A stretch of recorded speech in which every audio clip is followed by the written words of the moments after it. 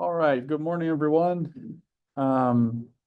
So today we're going to finish the lecture on experimental design and treatment design and just some concepts around those topics. And then I believe we're gonna be able to get into a randomized complete block design lecture and maybe start the lab. Um, and so if you've been working with this type of design, or maybe you think you'll be working as one of the most popular ones, randomized complete block design. Um, Also, I had some people that were asking for the completely randomized design exercise and lecture and notes and all that. So I decided to make, and I'll tell you more about that once we get to that point.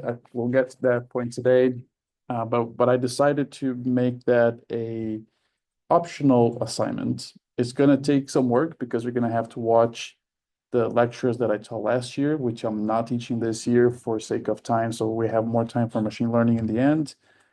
So if you are interested in learning the completely randomized design ideas, when we use it, and then going through an exercise and then doing an assignment, the assignment is going to be optional, but is extra credit assignment. And I'm not sure at this point how I incorporate that extra assignment to it.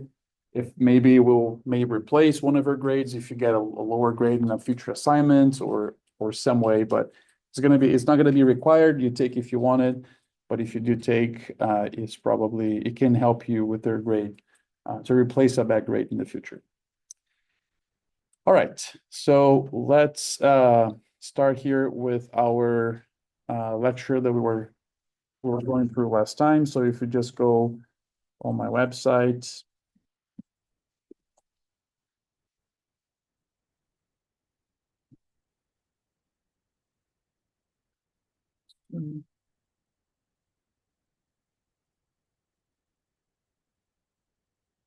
data science applied to ag, I included a few more lectures here. So just to make sure we are on the right one, I think it should be the one on January 2023.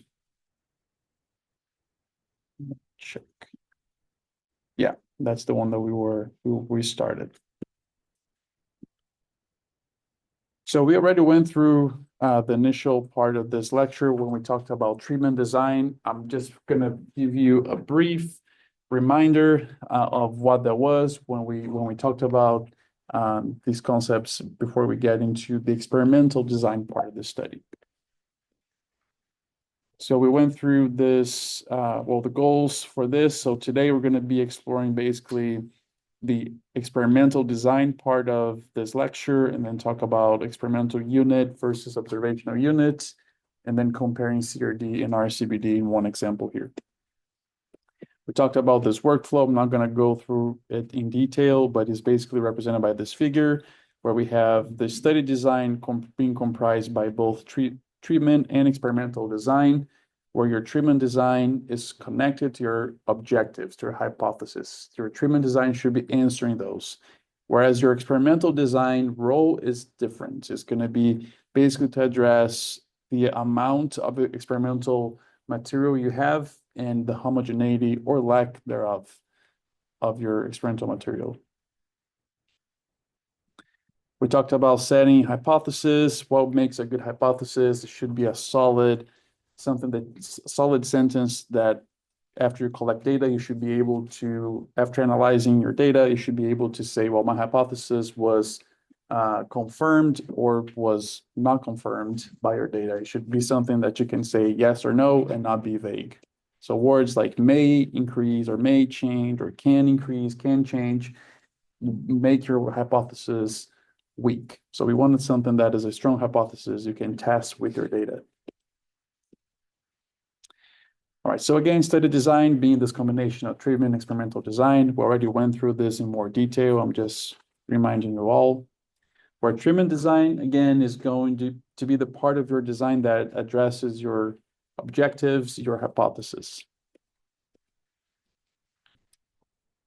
So we had here this example of using, and I'm going to be I'm going to give you, always bring this example back because we're going to be working with a data set that represents this example here.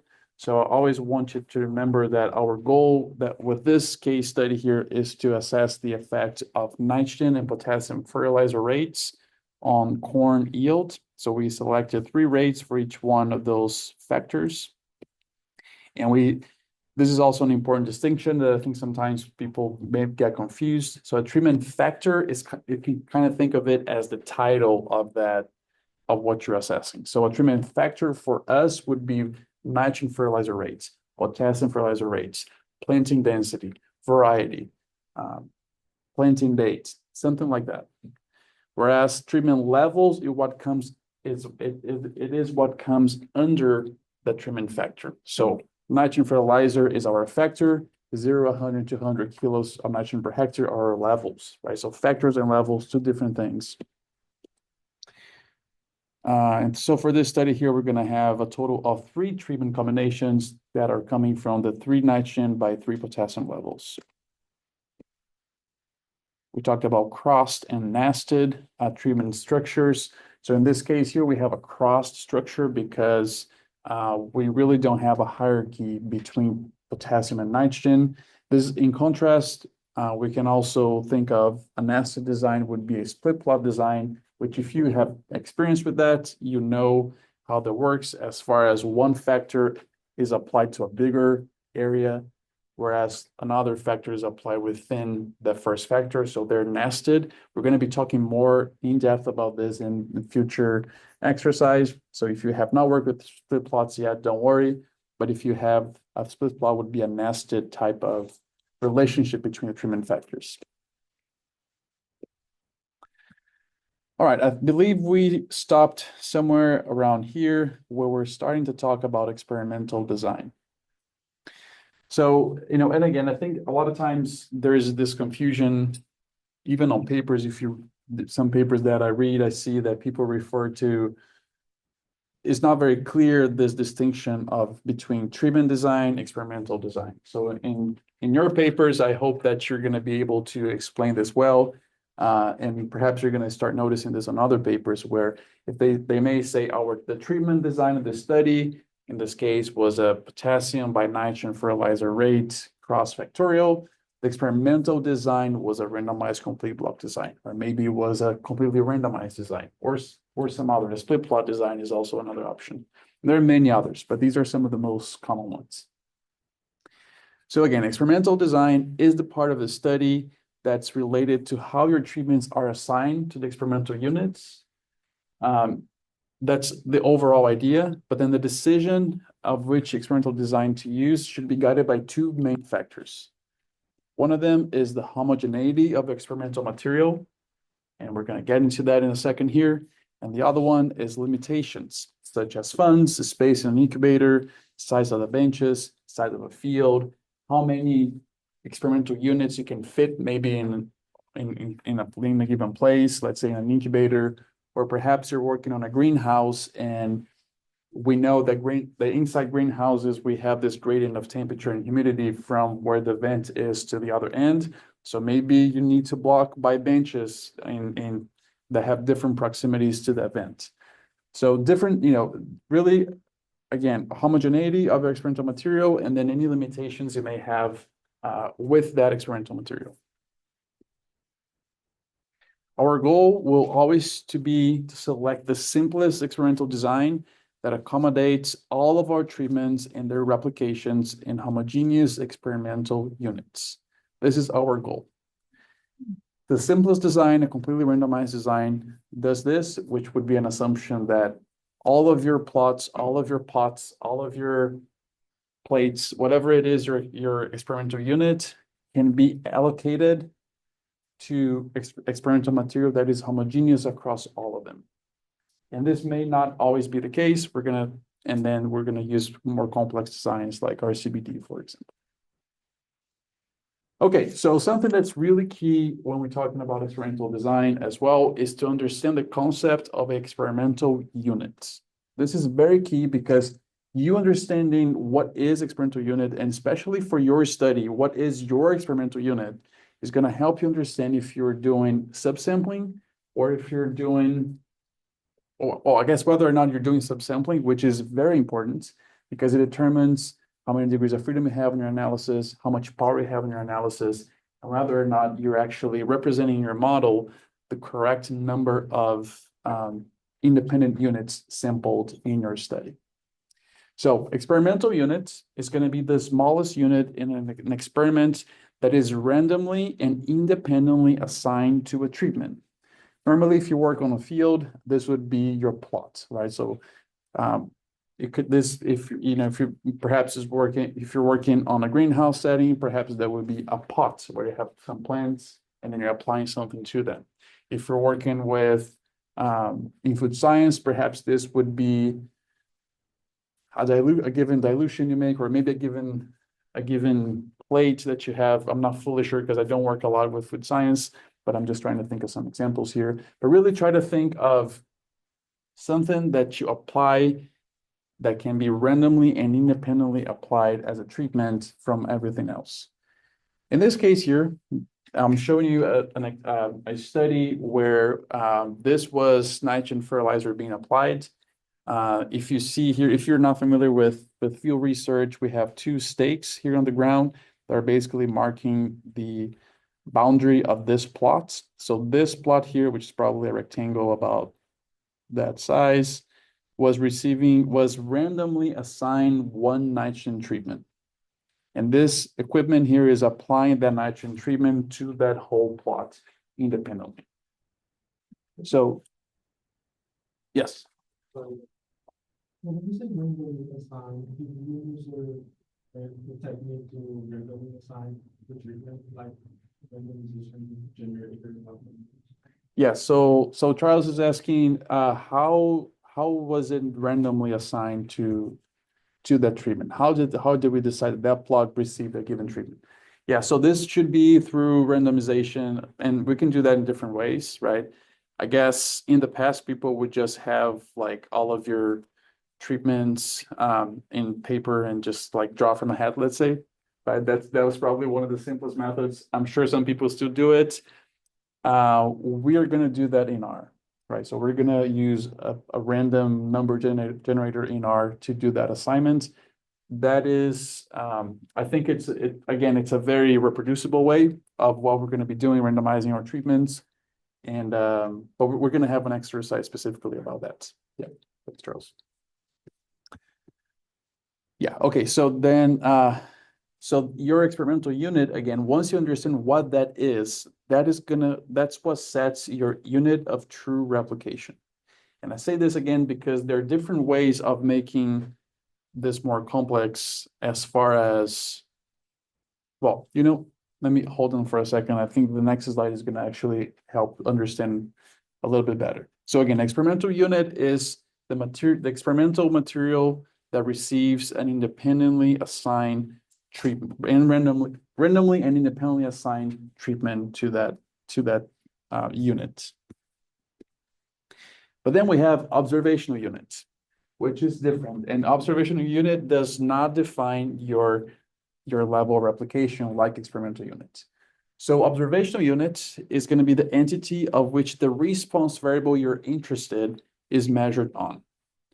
If that is not the same, so sometimes observational unit and experimental unit are the same.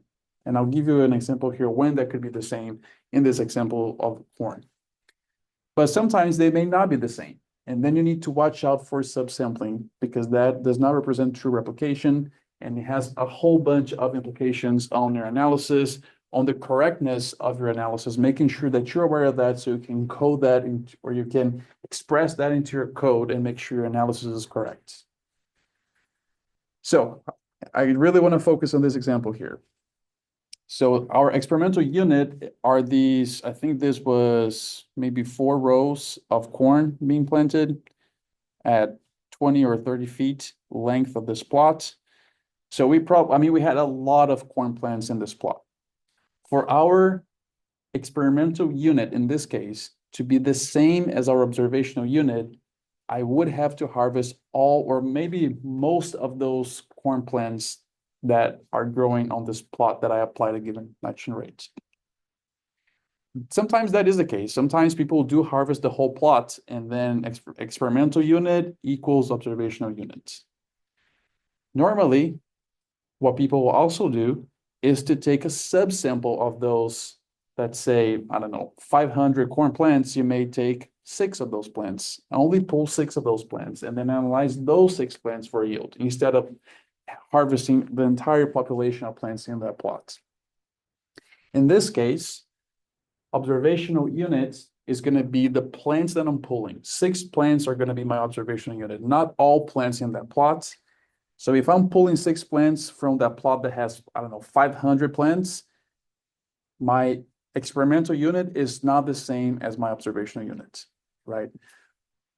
In this case, there are different ways of treating this, but the simplest one that I think is easier to associate at this point is you may take 6 plants, but in the end, you may take an average of the yield of those 6 plants, how much area they represent, and express that as one average yield value for that plot. What you should not do is take 6 plants, take their individual weights, transform that into an area that a single plant is using, and get 6 yield values for this single plot, and then use those 6 values in your analysis as if they were independent, because they are not. If they're not independent, so maybe rephrasing that, if they are dependent on each other because they're coming from the same plot that received one treatment application, one treatment assignment, and you treat them as individual data for each plant, that is subsampling.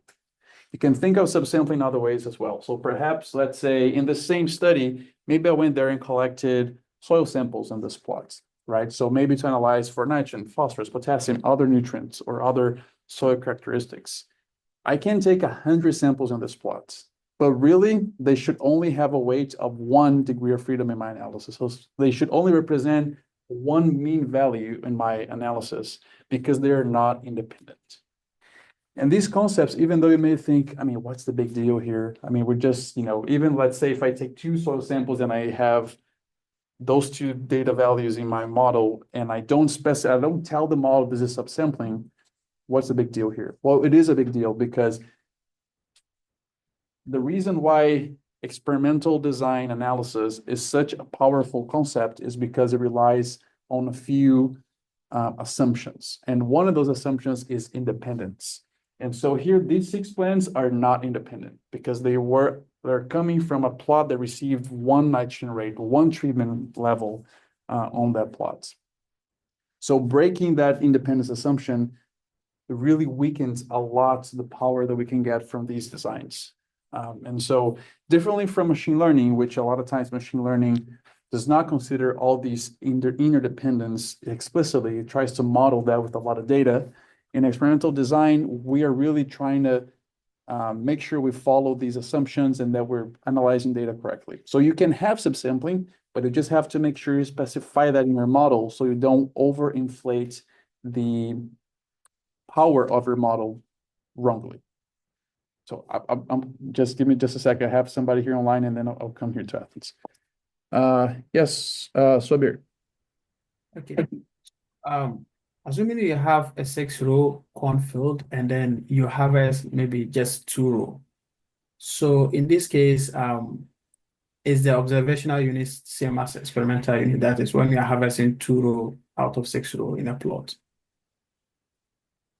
So I think it's more about like the amount of measurements you are taking note of in a data set. So let's say in this case, I could sample 6 plants, but as long as in the end I treat the yield as a mean of those 6 plants and just have one value of yield for this plot, then it's okay, right? What we should not do is to have 6 yield data points for this plot because I made the yield calculation based on 6 individual plants.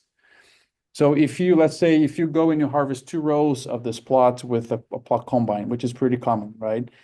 In the end, you're still going to have 1 yield value.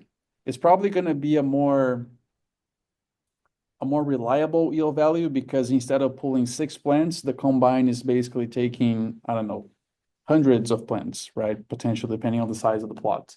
So you're still getting a mean, but in that case, that mean is coming from the weight of 600 plants rather than 6 only. Right, but it would still be a subsample. Imagine that if with a yield combine, if you were able to get the data, for every plant. I mean, that's not possible, but if you were just thinking about that, it would be a similar approach to here, right? Where you can pull out a lot of units, observational units from this experimental unit, as long as in the end you treat them as one value and not each individual value. Did I help? Yes. Okay, thanks for the question. Awesome. How we can make sure that our observational unit is representative? That's a great point as well. And it's not something that we're addressing directly here. So Ruben's question here was how to make sure that our observational unit is representative. This can really, it can really be up to, I think it depends a lot on what you're studying, what is the variability of your response variable, how much variance you expect from your treatments impacting the response variable. So there's a lot of different factors that go into that. And a lot of times people do power analysis. That's a good way of having some idea of what is the minimum variance you should obtain to be able to find statistical differences in your treatments.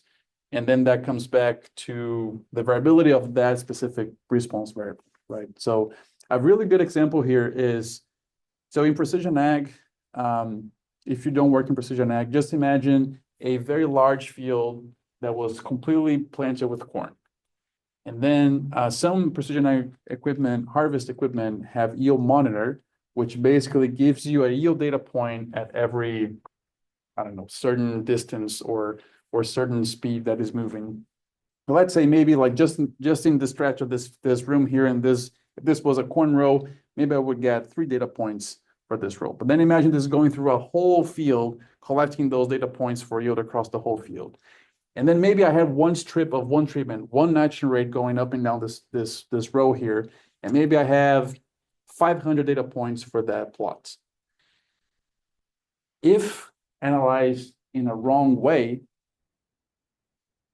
and not demonstrating the subsampling nature of that sampling, what you end up with is so many data points that you have so much power in your analysis that even like a half a bushel difference would for corn, just to give you an idea, you would expect yields ranging from, let's say, 100 bushels to maybe 300 bushels most of the time. If you have so much data and you're treating that as an actual true replication when it is not, you're going to find statistical differences that are so small. And so everything is going to be different from everything else because you got so much data. And it's good to have so much data, but that is all dependent data, because in a given in a given plot, in a given experimental unit, you may have 200 points. They are all subsample, but if you don't treat them as such, you get the wrong analysis, you get the wrong results, you get super accurate or super small errors around your means because you have so much subsampling that is not being treated as such. I don't know if I'm making this more clear or more confusing. But I think it will click when we start doing some of the analysis. So basically, if we come back to just, and I'll be with you, Omar, just give me a second. If we just come back to this idea is, if you're pulling samples from a experimental unit that was trivially independently and randomly assigned to a treatment, and you're pulling multiple samples, make sure that your model is treating those samples as subsample, or you take a mean of those subsamples and just give your model that value for that plot, for that experimental unit. All right, Omar. Yes, Professor, I'm just wondering, if these are not true replicates, these are subsamples for one nitrogen rate, then what would be a true replicate? Like we do need replicates from one nitrogen rate. So what would be considered a true replicate? So a true replication here would be the same number of plants. So let's say in this case, 6 plants from another plot that was also randomly assigned to that same treatment. right? So let's say if this was our check, our zero nitrogen rate, then we have a yield data average for these 6 plants for this plot, and then we have the same average yield across 6 plants for maybe 2 or 3 other plots that receive the same treatment. That would be our true replication, because those other plots were randomly and independently assigned to that treatment. Got it. Thank you. Thanks, Mark. Yes. Do you go as far as like, let's say you pick the 6 corn plants from the inner row of your plot. And the next check plot, you go to that same inner row for those, in this, you know what I'm Yeah. saying? Do you go that far or? So normally, at least in this case here, we would specify like we pulled X number of plants from rows 2 or 3, which are, if you have 4 rows, we normally avoid the outer rows because of border effects. So we would go to the middle ones. So you would specify that and try to be within the same area, right? I mean, sometimes it's not possible. Perhaps, you know, deer decided to eat your row 2 or something like that happened, and maybe you have to shift a little bit your plan. But for the most part, our goal is to be consistent with the way we're pulling these samples and making sure they represent that plot, right? That's the goal. Awesome. All right, so a couple of concepts here around experimental design. So we have this concept of a replication, which is a very broad concept. Really, most designs have some type of replication. So really, a replicate would be different experimental units receiving that same treatment, right? So what Umar was asking. So where is my replication coming from on this study if I cannot use those 6 plants as replication, as true replications? Well, they would come from other plots that were also randomly assigned that same treatment in that study, right? And replication exists in most designs. There are some more complex designs where replication is not as clear as on the designs we're going to be seeing, but that is just the idea. But then there's this specific type of how something is replicated that's called a block. So the concept of a block, which is going to apply to a randomized complete block design when we get to that point, is that a block, it would be a full set of experimental units that are grouped into homogeneous conditions, where each one of those experimental units are randomly assigned to a treatment, and randomization happens for each block independently. If this is not making a lot of sense, don't worry, it's going to make more sense as we move forward here. But basically, you know, whenever you see somebody using a randomized complete block design and they say that they have X reps, like 4 reps or 4 blocks, that's what they mean. And if the design is a randomized complete block design, the rep is the block, but it does not have to be for other designs. So that's why there's this slight difference here between what is a replication and what is a block. A block is a type of replication very specific to randomized complete block designs. Yeah. Dr. Bastos, I'm talking about replication. So sometimes we talk about trials or like about, complex input science, we will have different biological replication. And then we have technical replication, which is the replication I think we talking about. And should we consider like the biological replication as very crucial for the experimental design or not? So, Charles, I think that I'm not fully familiar with food science designs. I know that's what happens, and my understanding is that what is referred to as biological replication is basically subsampling, right? So if you think about it, subsampling in itself, it's not bad because it helps you to get a better idea of what the mean of that plot would be, or the mean of that treatment in food science would be, right? Because imagine that, so if you go back to the field example here, so I have this plot that has, I don't know, 500 corn plants, and I go there and I pull 1 plant and I say, this plant represents the yield of this plot. I mean, maybe it could, but maybe it doesn't, right? Maybe it was a plant that had more resources, had more space, had a little bit more nutrients, that grew more or grew less than the average of the plots. So by me going there and taking 6 plants to represent that, I'm just trying to make sure that the average of the 6 plants is more representative of the average of the plots, right? Which I think is what you're referring to as far as a biological replication. So the biological replication is basically, for example, I conducted a soil study Mhm. for 1 year.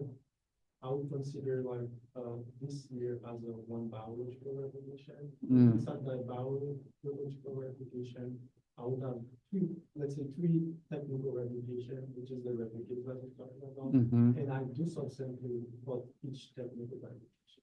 Okay. Another year, I conduct that same study.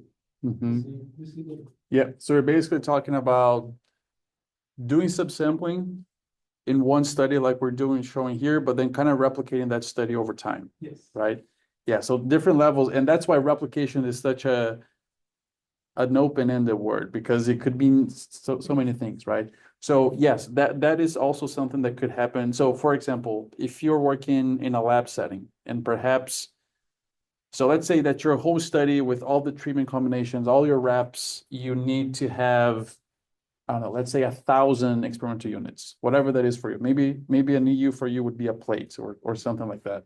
But your lab only has capacity to process 500 at a time. So there's no way you can do 1,000 in one day, for example, or maybe one person cannot do 1,000. You have to split into two people that do the whole process fully independently, right? So your block could be either the days, right? So today is one block, so you need to make sure you have all of your treatments happening today, and then all of them happening another day as well. What you cannot have, so remember, a block has to have all treatment combinations at least once.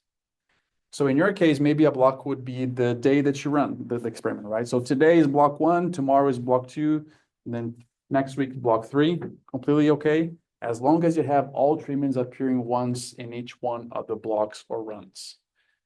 A block could also be a person. So perhaps, maybe there's some nuance about how somebody reads something, or maybe how somebody measures something that could change from somebody that's more trained to somebody that's less trained. And you want a block for that. So then the block could be a person, could be the person doing the whole thing. So the same way, you want to make sure that each person in this case, that would be the block, is doing at least one set of all treatments independently and randomly assigned, right? And then the other person does a complete full other set as well. What you don't want to have, and that's why it's called randomized complete block design, because a complete block is a block that has each treatment level appearing at least once, right? So for example, what you do not want to have is, well, I don't know, I prefer E. coli. I know how to do E. coli. I'm going to do E. coli myself, but then you do salmonella or something else. If E. coli and salmonella are your treatment factors, you do not want to do that. Because if for some reason my skill level is different from yours, or maybe whatever it is that would be confounding between two people, you want that to be applied to everything that you have in your study, and not just selected treatments, each person. Yeah. Thanks, Charles. Yeah. Dr. Bestos. Yeah. So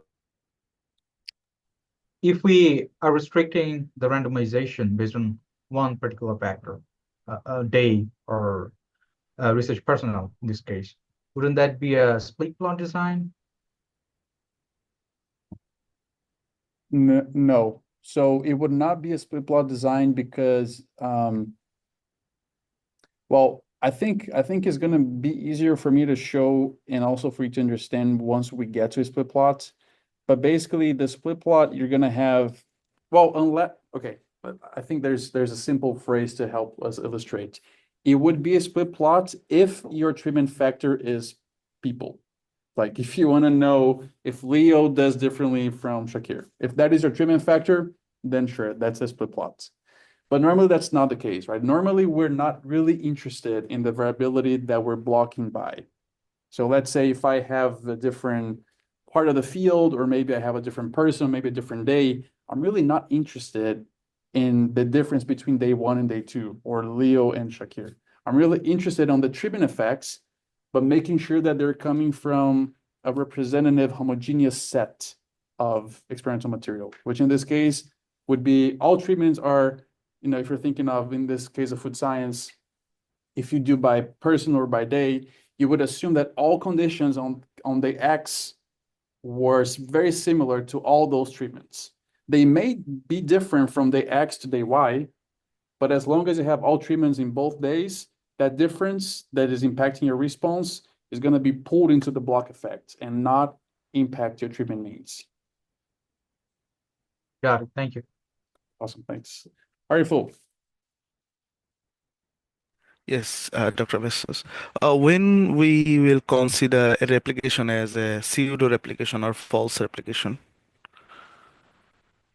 I mean, a pseudo replication could be subsampling. I think the concept is similar, right? As far as like these plants are not independent, so they are not each individual one of them a replication, but they're like a sub replication or pseudo replication.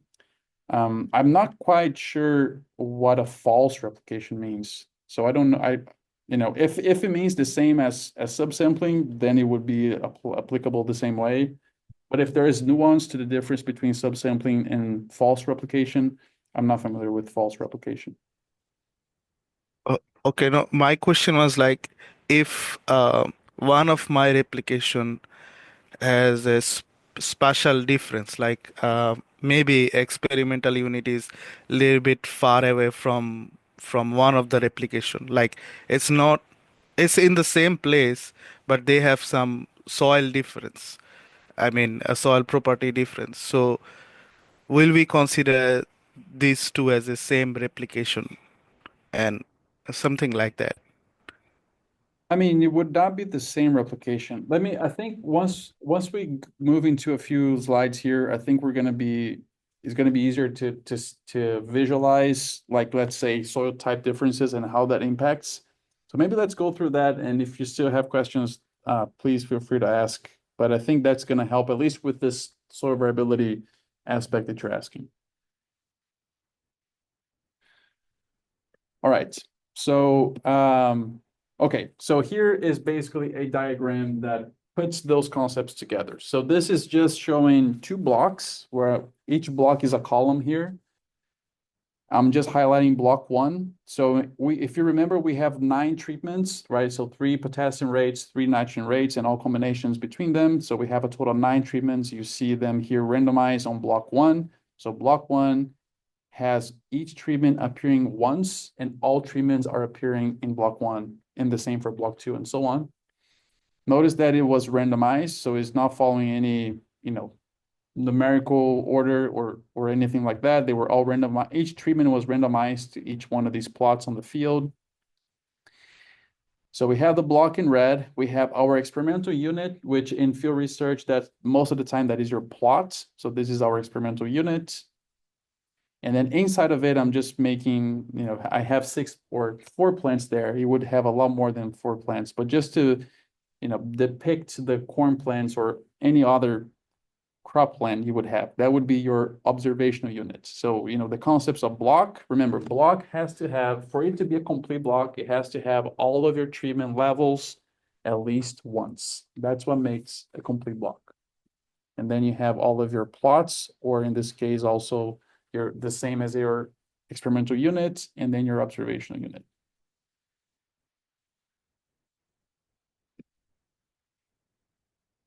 Okay, so let's continue with our example here. So we have, let's say that it's very typical for field research to have between 3 and 4 replications.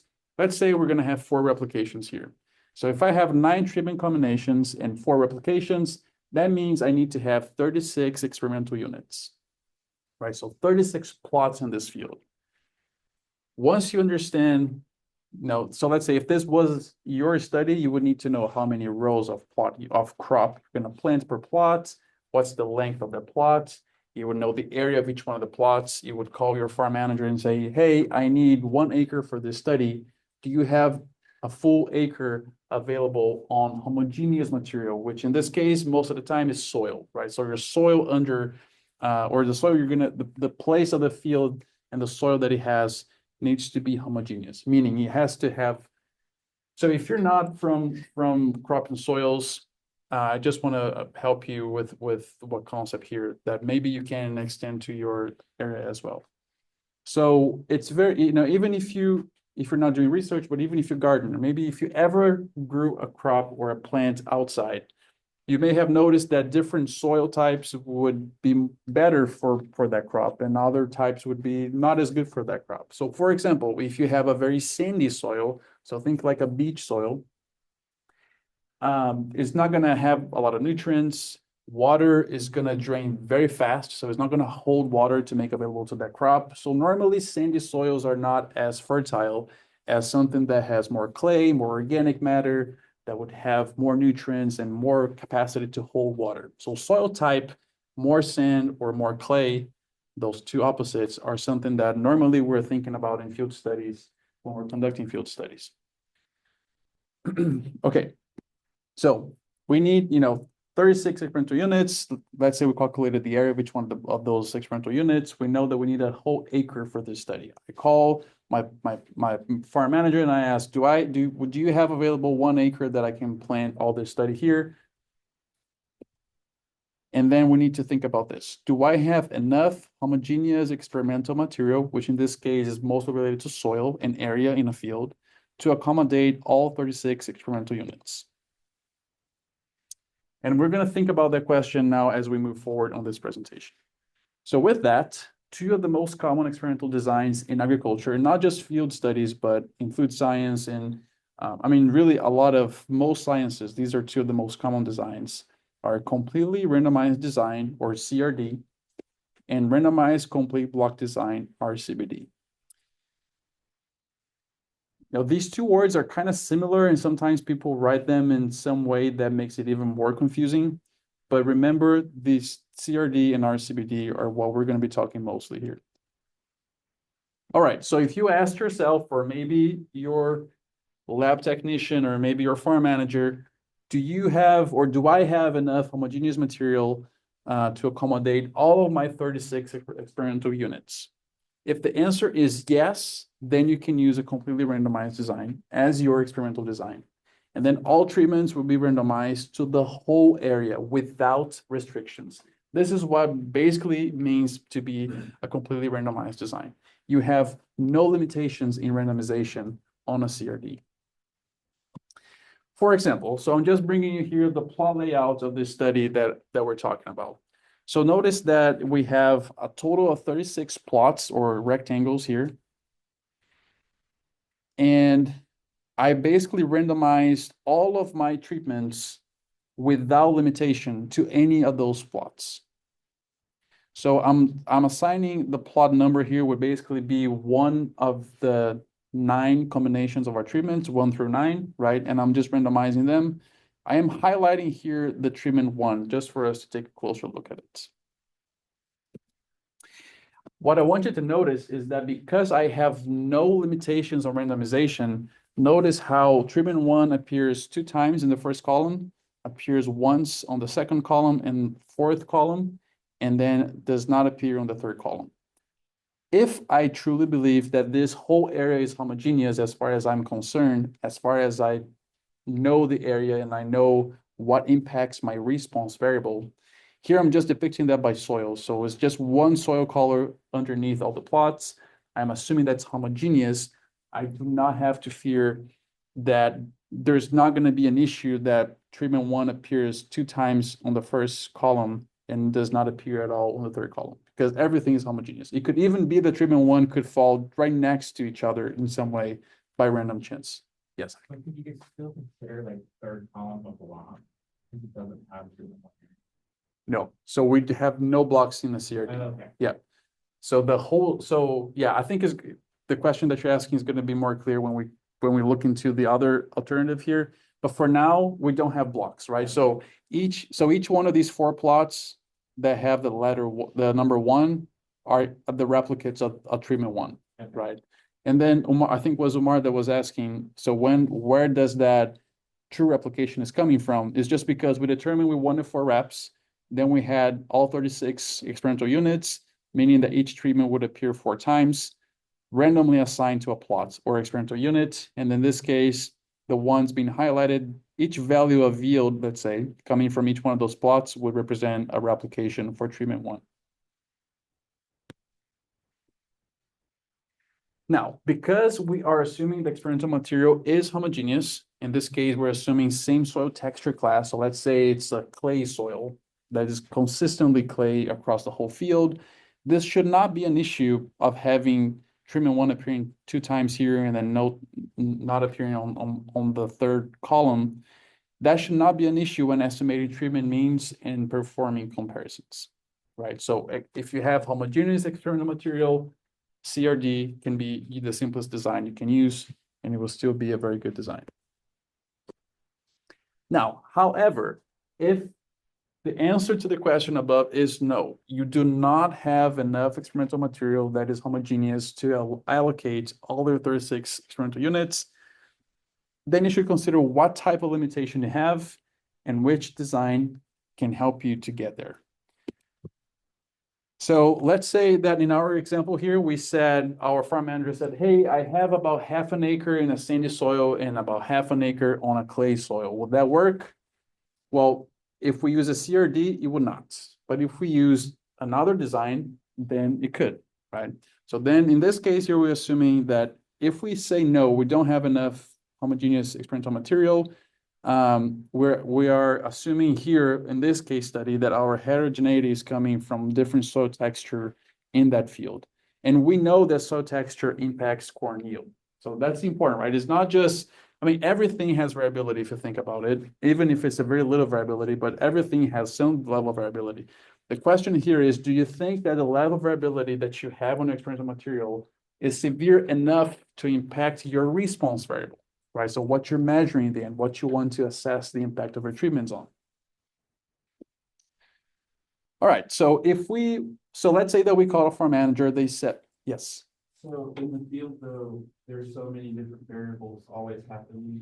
Is there ever truly like homogeneous conditions that you could assume are actually homogeneous? That's a great question. And really, it's difficult to really know, right? I mean, that's why I think truly randomized complete block design is one of the most common because of that. Because, so let's say, let's go back to this example here where we are assuming there's no variability, right?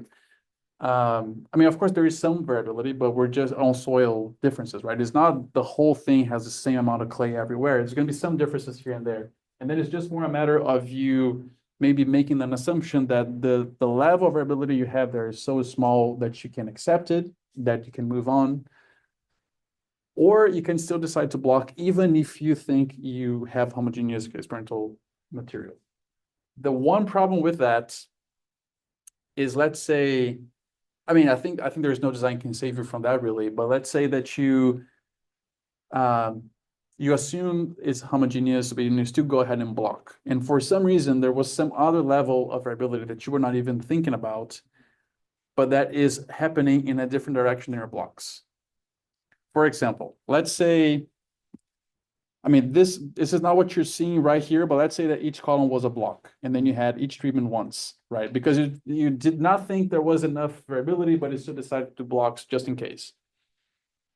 And then it actually happened that this field was sloped from east to west, or sorry, from north to south. Yes, from north to south. So higher elevation on top, lower on the bottom. And that impacts how water moves, how nutrient moves, all sorts of things.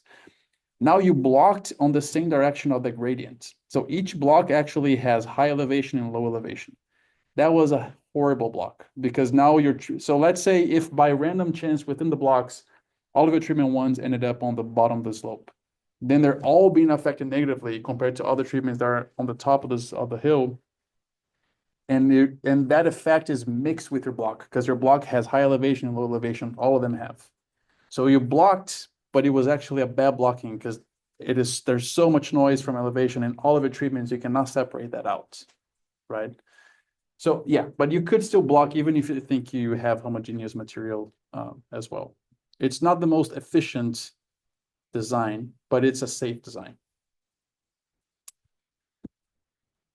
All right, so we said no to this question. We don't have enough homogeneous material because of soil texture. Let's look, if we still conduct our completely randomized design in this case, what happens here? So let's say that here the darker background is a clay soil, is more fertile, holds more water, it's better for crops. And the right, we have a lighter color representing a sandy soil that is worse for crop growth and yield.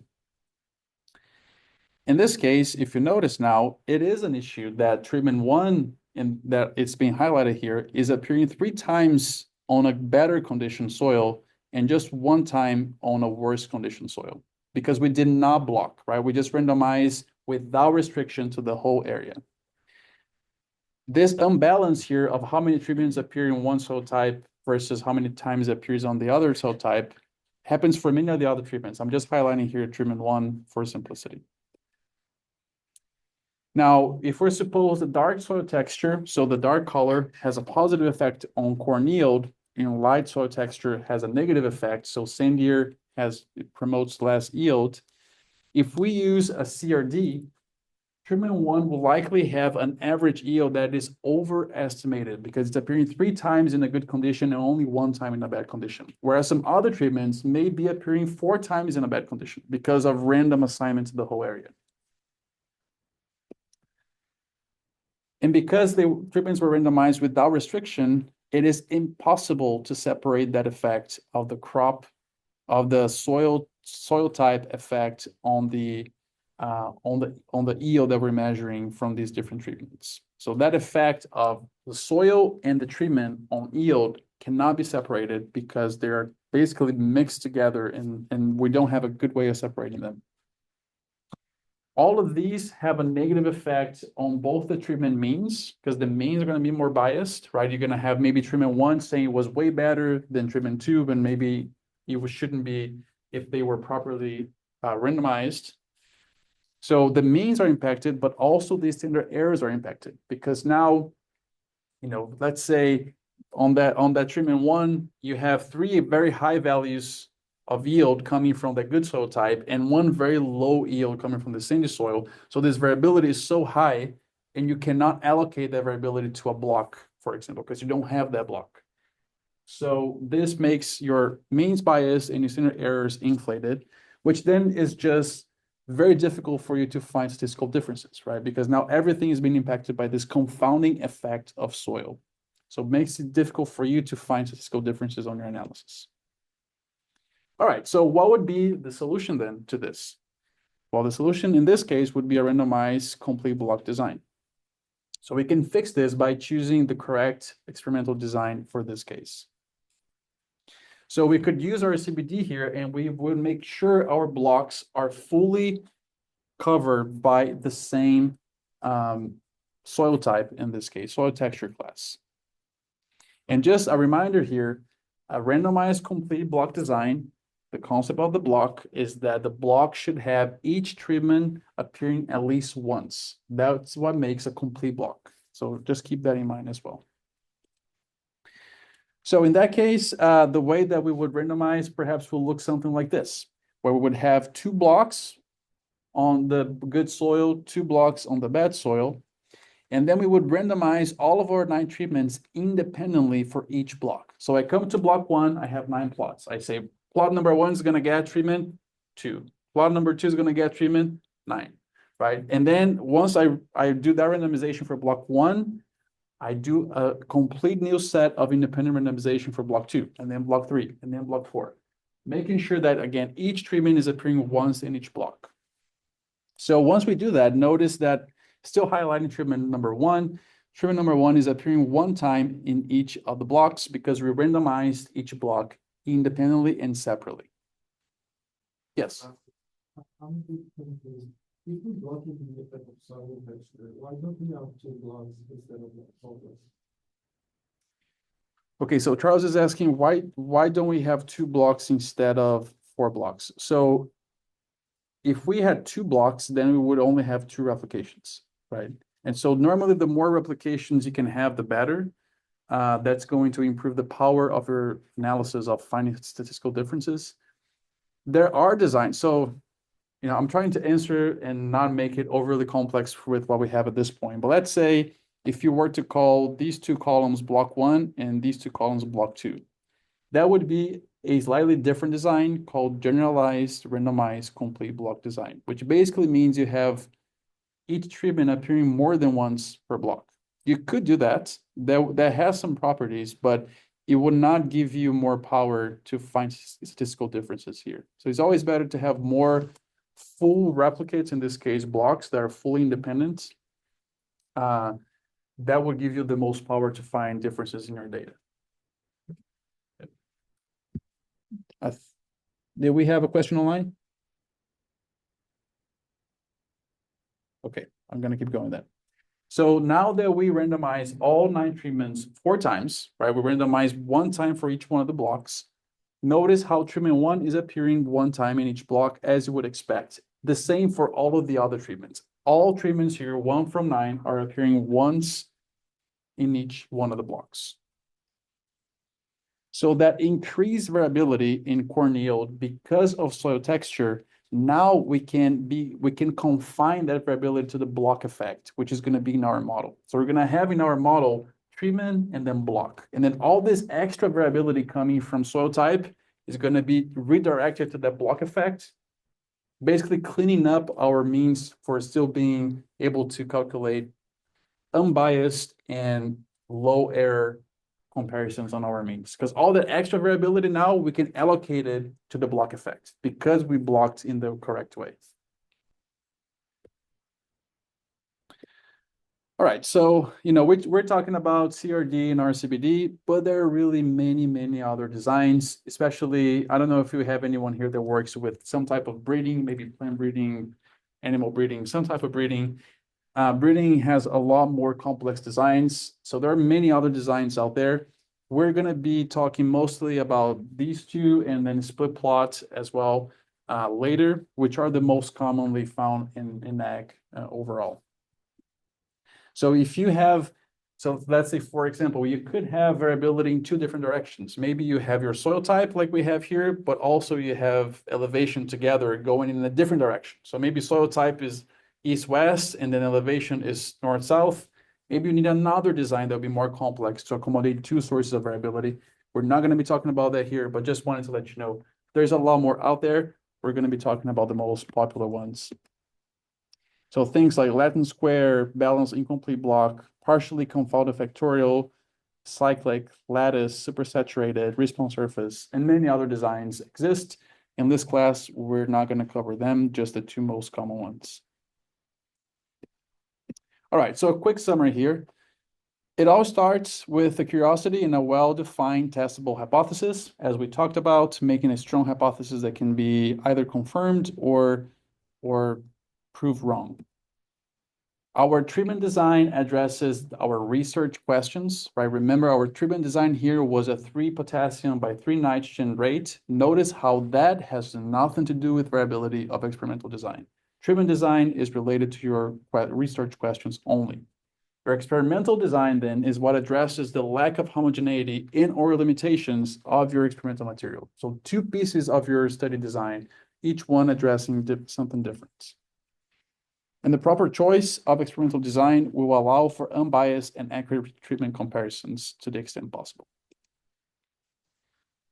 All right, so we finished this lecture here. Any questions about what we just covered? Dr. Bastos, I have a question. Yes, Omar. On if you could go on slide 36, RCBD. Yeah, here on block 1 and block 2, at the bottom, the treatment 9 in both of the blocks are in front of each other. So does that matter? Like I remember from another class, like horizontally, the treatment should not be in front of each other, same treatments. So under the assumption that you're blocking already by the variability that you identified, in this case block, and that you randomly assign those treatments, it shouldn't matter, right? I mean, there's always, and as we do, we're going to do a randomization exercise at some point, and you're going to see that you're always going to have potentially 2 things that fall close by that maybe you would like to move them around. You can if you want. It's not gonna hurt you to move around, but again, as long as you're blocking appropriately, like we are in this example, and you're using some way of randomizing that assignment. As far as statistical assumptions go, you should be safe. Okay, thanks. Awesome. Any other questions? All right, so I have a quiz for you all.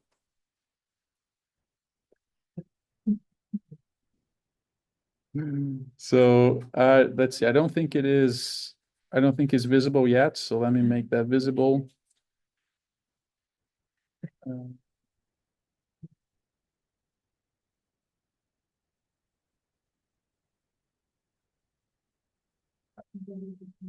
All right, so go and you'll see, you're gonna see quiz. I mean, you should see if I set up correctly the dates and times. Quiz 3 experimental concepts.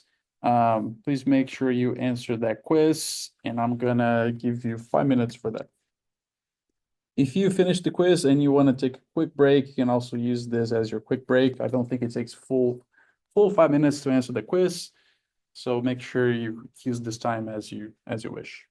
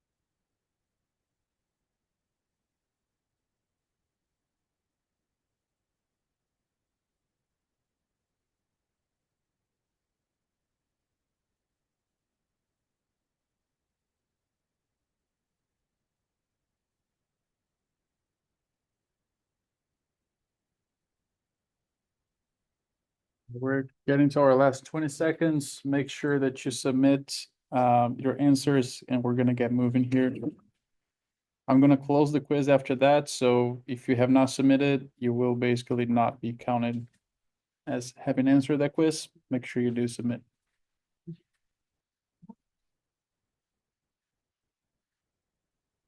All right, time is up here. I'm gonna make the quiz. I'm gonna hide it from you all. And we're gonna continue here.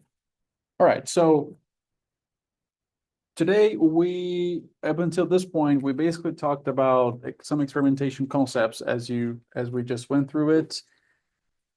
I want to tell you again that this year I'm not going to be teaching you CRD because it's the simplest design. If you do, and some people did express the interest in learning about it, I put together an exercise. So let's do this. It's going to be the first time we do this, but if you come on the class on the folder of this class, we're going to do our first git pull from GitHub. So you get the files I have uploaded there. So if you go to the class of this course, you should have your 2025 DSA at that point. This should be the version that you forked and cloned. If this is the version you manually downloaded, I don't know if that's going to work or not. But you already forked and cloned and pulled last time. It's just that there was not a lot of new things yet. So if you go on your 2025 DSA at this point, you should have that RStudio project icon somewhere here. I don't, but you should. So you can launch that RStudio project. It's going to look something like this. Yes.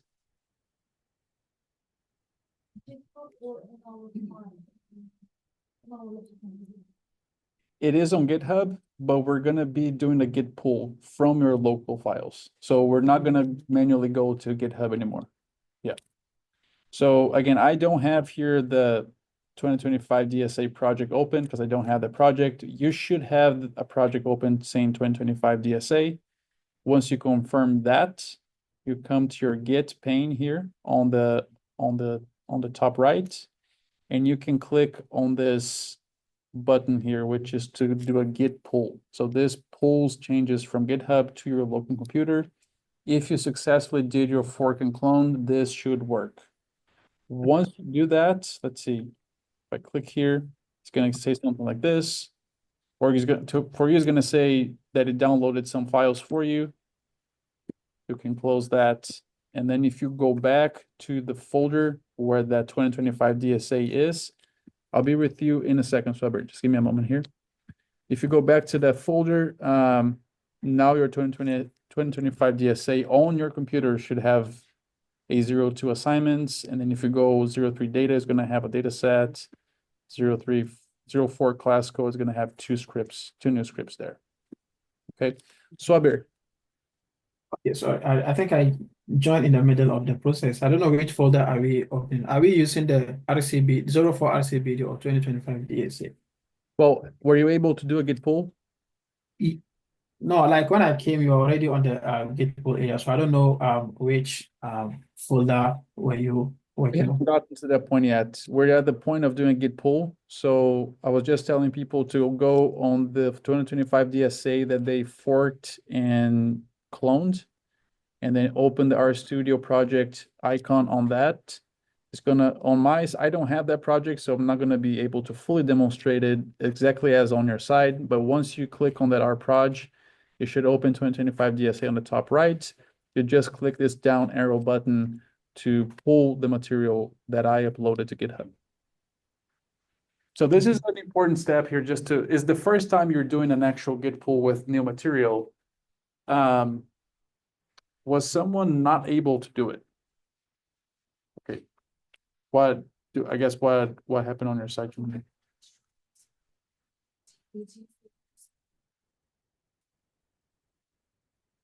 Okay, so let's do this. So, okay, Madhuparna here in Athens had some issues. online, anybody had issues doing the git pull?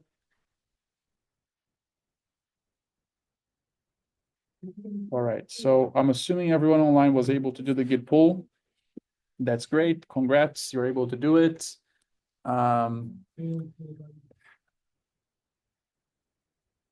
So what I want you to do is now, if you go back to your 2025 DSA on your computer where you can see the folders. So outside of RStudio, you should have a 02 assignments with assignment 03 CRD with a quartile file and a CSV file. I'm going to go back a few levels. If you go in 03 data, you should have a new data set there as well, wheat and kbox.csv. And on your 04 class code, you should have two new scripts. So what we're going to be working most likely on Thursday is going to be on the 0128 RCBD partial. In class, we're not going to do CRD.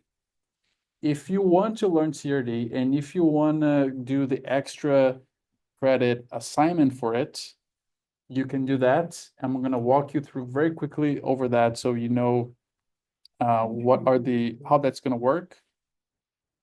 So if you come back here to your 2025 DSA, go on 02 assignments, assignment 03 CRD. I'm just going to double click this quartile file to launch in any RStudio window. You know, I'm not going to be running code from it necessarily, so it's okay to not be in its own project at this point. But I just want to open that so you can see the instructions.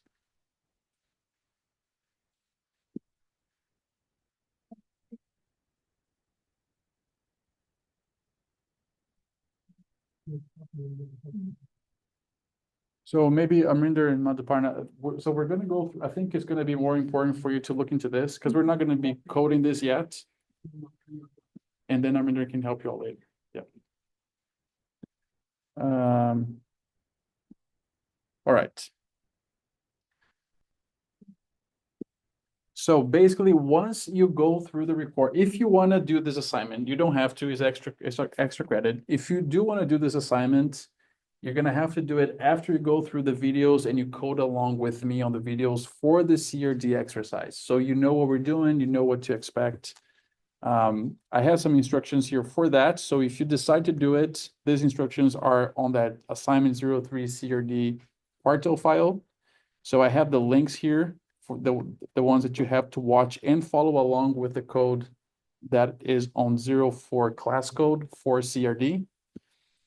The first video here, you just have, I think, maybe 20 minutes that you need to watch. And then the other two videos are basically 2 hours each. So plan accordingly. You're going to be watching basically 4.5 hours of video nonstop, as if you were in a class with me. Again, you don't have to do this. If you want to do it, you would have to go through these videos to make sure you understand what you're doing.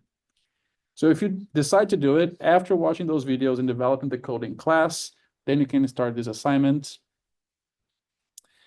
I left you here the scaffolding with the hashtag levels on this quartile file to help you navigate this. I have some instructions here to ask you to move this script, which right now is in 2025 DSA, to the code subfolder of your 03 CRD project. This project, if you are not doing this exercise, you're not going to have this project. This is a project we develop on the CRD exercise in class. So if you do go through the recordings here first, you will have this already. Move the data set that is along with this quartile file to the data folder of the 03 CRD. And then you need to fill your name on the title here on the author line of this quartile file. You're basically going to go through all the analysis we did in class, but just with a different data set. I left you most of the chunks, and I have some very specific questions. So for example, I left you here a section for you to do the setup. Remember, we always do setup, loading packages, importing data. I left you the chunks, pretty easy. I'm giving you most of that structure already. You just need to fill it in. We're going to do some EDA tables. So you're going to be required to create your chunks here and create any code you think is necessary to do EDA with tables on this data. You're going to do some wrangling. This is going to be probably very similar to what we did in class for this exercise, but it also requires you to think about it. What are the steps that you need to do on this data set to make it ready for analysis? And then you're going to do some EDA plots on this component here. Again, you're going to be creating your own chunks. You decide how you do the plots, how you show that based on what you've learned already. My number one question here on the EDA plots is that I want you to give me an interpretation of each plot you produce. So you should write something outside of the chunk, right? So like text like this to interpret each EDA plot you create. Then we're going to have a section to running the correct model. So this is where you would run the model. You create chunks under this section. Then you look at the ANOVA table. I have another question for you here that you just answer based on the ANOVA table you produce on the chunk above. We're going to check model assumptions. So right now, we have not talked about these yet, but you will be familiar with this once you go through the videos. So I'm not going to get too much detail about it right now. You extract model means, do pairwise comparisons, and then produce a final plot. So again, I'm leaving you some instructions. Please make sure you read all the instructions because I cannot tell you how many times people lose points because they did not put their name here, which is something very silly, but it helps me to grade. So if you're making my life harder, you know, that's not good on your side. So please follow the instructions here to make sure you're getting all the points if you're doing this. I don't think we talked about. Did I show you all rendering Quarto files yet? I don't think so, right? Yeah, I think that comes with it would have come with the CRD exercise, but we're going to be showing the RCBD, which we have not done yet. So a few notes here. Why do I like Quarto files for scripting? We already talked about literary programming, combining code output and narrative.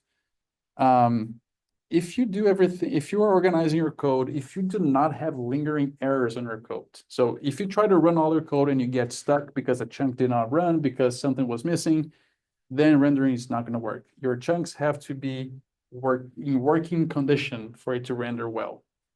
But what render does is if you come here on this button, on the render button, if we just ask for your Quarto file to be rendered, it produces a very nice looking HTML output for you. So right now there's just text, right? But you will have chunks of code, you would have tables, you would have plots, you would have all sorts of things on this file when you submit to me. So one of the cool things about this HTML is, you know, it has a table of content on the right side. You can navigate through there. It kind of opens up and closes for, you know, when you're navigating through different parts of your code and so on. Remember that the table of contents on the right is basically set up by the heading levels with the hashtag on the script. I ask you, and I have some instructions here at the end. Yes. Yeah, you just click on this render button. Yeah. And remember, your chunks have to be working. If you have a chunk that is not working, the rendering is going to fade. And you know it worked because it pops up on this viewer here for you, but also on your files, on the same folder where you have that assignment 03 Quarto file, it creates this HTML file, which is what you will submit to me on EOC. You're going to submit to me this HTML. So a few notes here on rendering, which is where people get some issues. So a lot of times, and I know this may sound a lot, but it's really going to be, it's not that difficult. I'm sure you're going to be able to master this in no time. But something I notice about rendering is sometimes people render their work and they don't check they render HTML file and they just send me as is. If you do that, you may be lucky enough that everything looks very professional, very clean, in great shape. But sometimes that's not the case. So I do want you to, once you render it, open that HTML and look into it. And if there's anything there that you think is not looking right, is not looking professional, it's not a report you will send to, I don't know, a job application, for example, then I don't want you to send me that. I want you to fix that first. And I will show you a few things here that can happen in that case. So if it does not look professional for whatever reason, fix that issue, re-render and recheck it, and only send to me the HTML once it looks professional. Do not delete the heading levels that I have, so the hashtags 1 and 2, because that helps me to grade, or it's going to help this year, Amrinder, to grade your assignment. If you delete here these heading levels or even create new heading levels, that's going to make our life more difficult. So please do not play with the heading levels here. You can add chunks, you can add text, just don't add heading levels to your final product.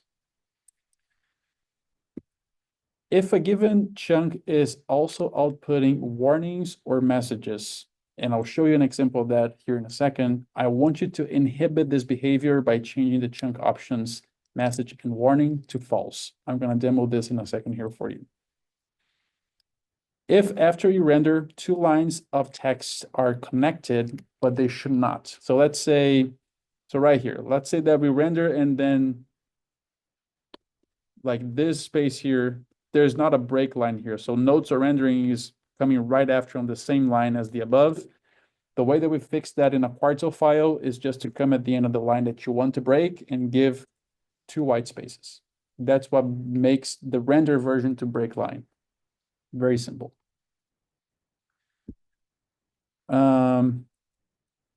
So after you render this, it will create an HTML file, and that is what I want you to send me. So I want you to rename it to this, following this template here. So for me, it would be assignment 3 crdbastos.html. And then I want you to submit this HTML on ELC. You have until next Monday, I believe, which is February 3rd, 11:59 p.m. So we have a good number of days. It's not like, I think it's almost a week that you get there. So it's a good amount of time. If you're going to watch the videos, remember 4.5 hours of video. So plan accordingly. You're going to have to watch the videos first to understand what I'm asking. If you're coming straight to the assignment without watching the videos, you will be lost for sure. So don't even waste your time if you're planning to do that. Okay, so I want to show you here, for example, here on the setup, right? So setup, if you remember, is where we load our packages.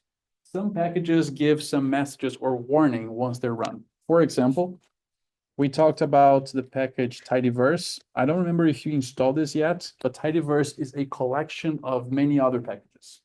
So if we load tidyverse, behind the scenes is loading 5, 6 different packages that are part of it.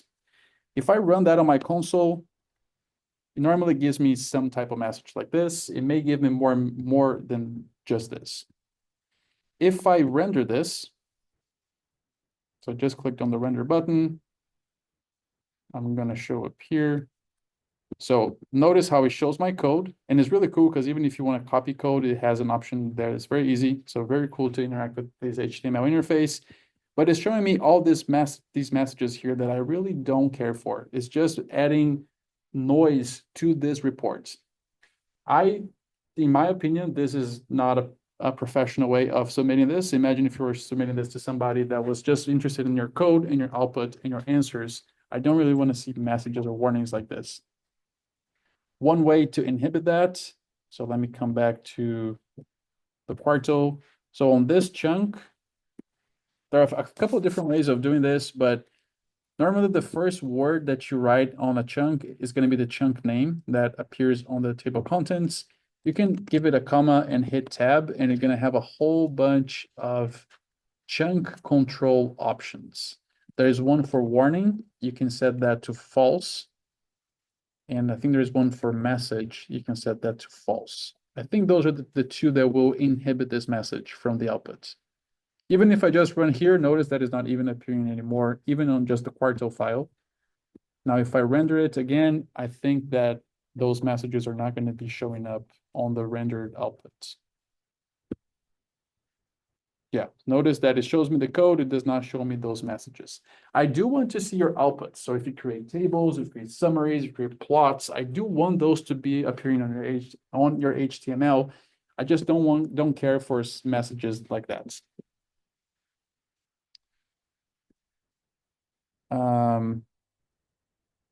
Let me come back here.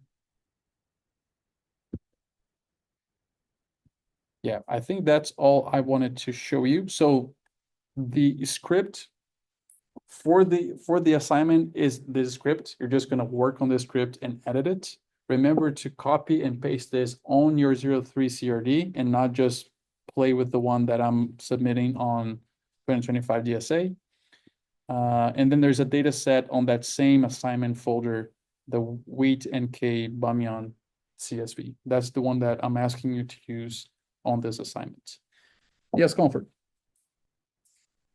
Dr. Bastos, when we import the data and we want to view the first few rows, would you consider it professional also rendering that? Absolutely. And that's a great question, Comfort. So in the past, if you remember, I don't know, you may not remember because this was such a subtle comment, but when we import data frames like CSV or Excel using some functions, they may come in as a tibble, which is basically a data frame, but the difference between a tibble and a data frame is how they print below the chunk. A data frame, if it's just a data frame, if you have 9,000 rows, when you render, is gonna show you 9,000 rows, which I really don't need to see, and I don't think you're gonna be able to make sense of it anyways. If it's coming as a tibble and you print or do a summary or something like that, it's just gonna show you the top 5 to 6 rows, and that's okay, right? I mean, it's always useful for you and for whoever is looking at your reports to see the first few rows of your data, even if it has millions of rows, right? But seeing the first ones help you to understand what columns are there, what number of columns, what number of rows, what's the structure of that when you're looking into it. So if you print your data frames here, and when you render, they show a lot of rows, like, I don't know, a lot would be more than 20, then you can, that would not be very professional looking, right? So think about that as well. Like we talked about ways of how to show just the first few rows. You can use some of those concepts in here. That's a great question. Thanks, Comfort. All right. Any other question about the assignments? So let me actually come on EOC, and I don't know if it's already visible to you all.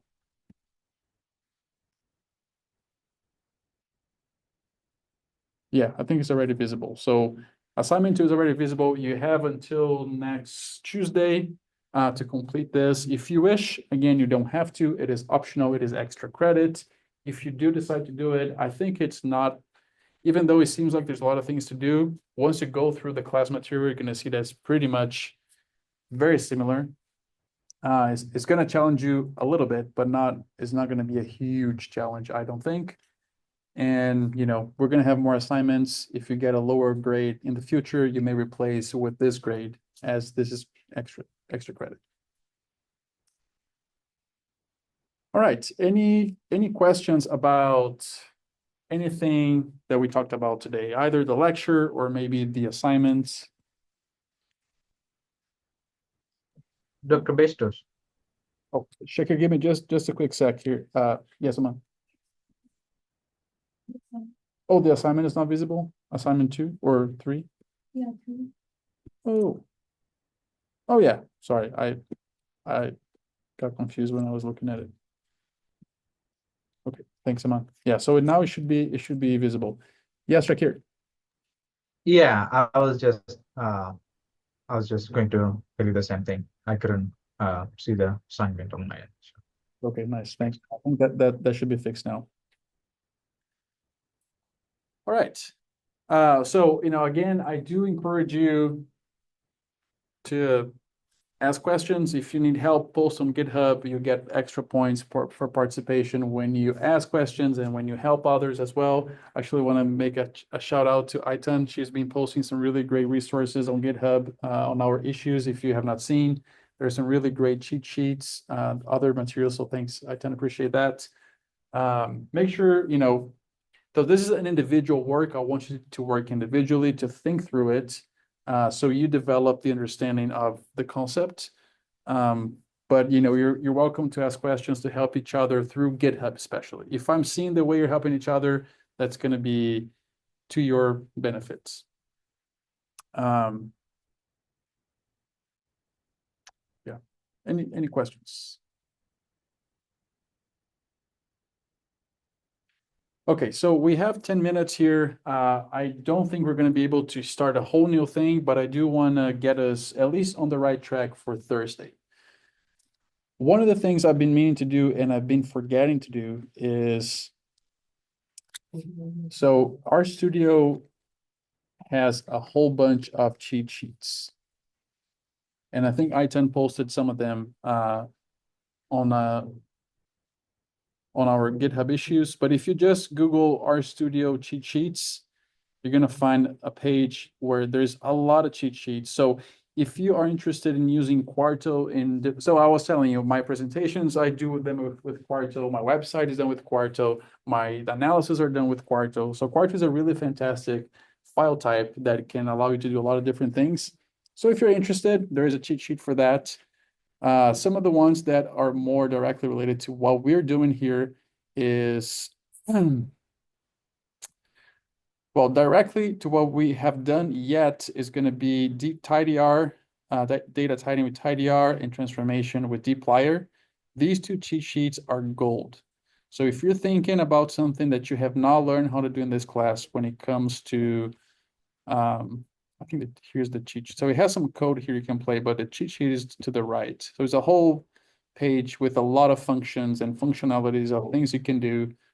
Just taking a look at it, if you are needing to do data wrangling, you don't know what to do, you don't know what function you have available to you, looking at those cheat sheets can really bring some light into your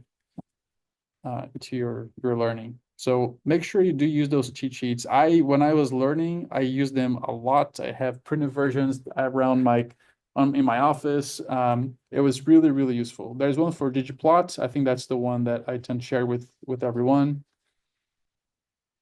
It's also very useful with a lot of the geomes and when they're used and how you use things. So very, very helpful. A few things that we have not directly talked about, but I do want to bring to your attention in case you need this for your own research.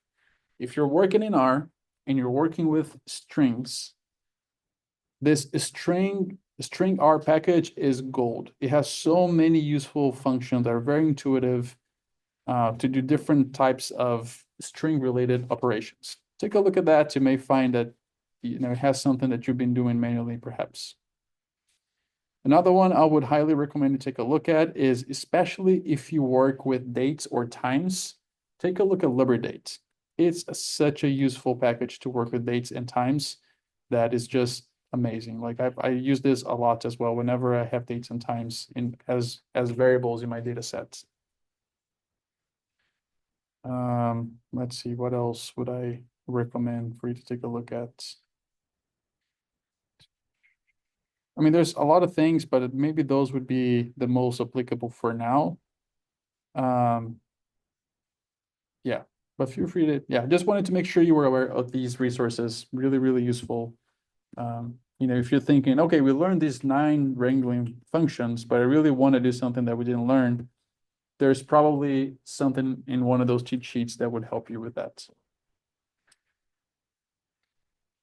Okay, so the next thing I want to set up is next Thursday. We're going to have the first hour, I think, is probably going to be about a lecture on randomized complete block design itself, understanding that model a little bit better before we start coding.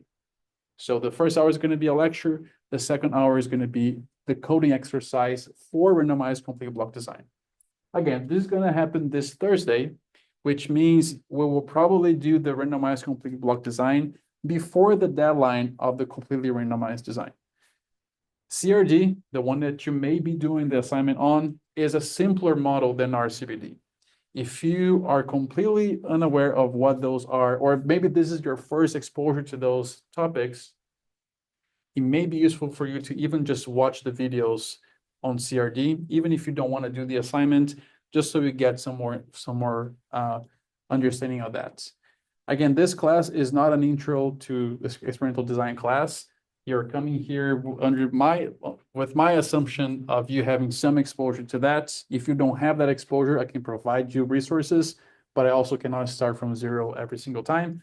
So if you need more information on CRD before we jump into our CBD, you can follow the videos that I shared that I have there on the assignment, even if you don't want to make the assignment or don't want to turn that in. So next Thursday, we're going to start our RCBD exercise. Because we have a little bit of time here, not a lot to start a full topic, but some for us to set up things for next class. I do want to ask you to set up things for next class. So next class, we're going to be working, let me come here to the class repo, or not repo, but to the class folder on my side. So you already created the 04 RCBD as the exercise, right? So if this time you're not going to have to redo this step because we already done it. So all you have to do to set up for next class is going to be to copy that partial code from 2025 DSA that you pulled from GitHub. I'm going to do that. I'm going to go in 2025 DSA, go on class 04 class code, and then I'm going to copy the RCBD partial code, not the CRD. Again, the CRD you can do on your own if you want. We're not going to do in class. So copy this RCBD and then get out of 04 class code, get out of 2025 DSA, go in your 04 RCBD and paste that under code. We're going to do the same for the data set. So get outside of your 04 RCBD, go on your 2025 DSA 03 data, copy that wheat and k bulk.csv, and then get outside of 03 data, outside of 2025 DSA, go inside 04 RCBD, inside data, and paste that data. So in the end, your 04 RCBD on your computer should have the partial RCBD script under code and the data, the wheat and k bulk.csv under data. And this makes sure that you're ready for next class. I'm not going to revisit this next Thursday. So if you're not able to do this now for whatever reason, make sure you catch up before next Thursday so we can start from that point.